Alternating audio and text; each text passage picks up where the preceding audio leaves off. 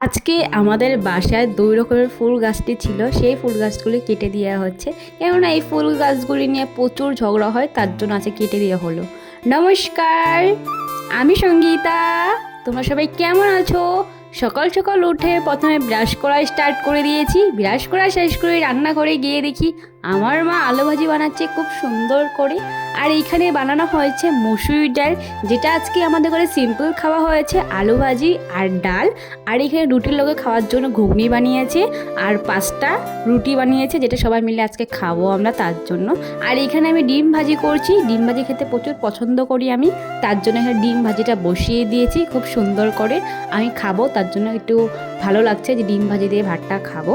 ডিম ভাজি কমপ্লিট করে এসে পড়েছি। আর এইখানে মা কয়েকটা কাপড় ধুয়ে দিয়েছিল, সেই কাপড়গুলি সুন্দর করে মেলে দিচ্ছি। কাপড় মেলা কমপ্লিট করে নিয়েছি, আমি স্নান করে চলে এসে পড়েছি।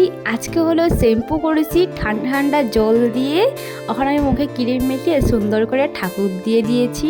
আমার ঠাকুর দেওয়া কমপ্লিট হয়ে গেছে, খুব সুন্দর লাগছে আমার ঠাকুর আসনটা।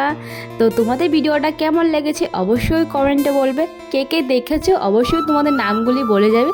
সো বাই, দেখা হচ্ছে নেক্সট মিনি ব্লগে।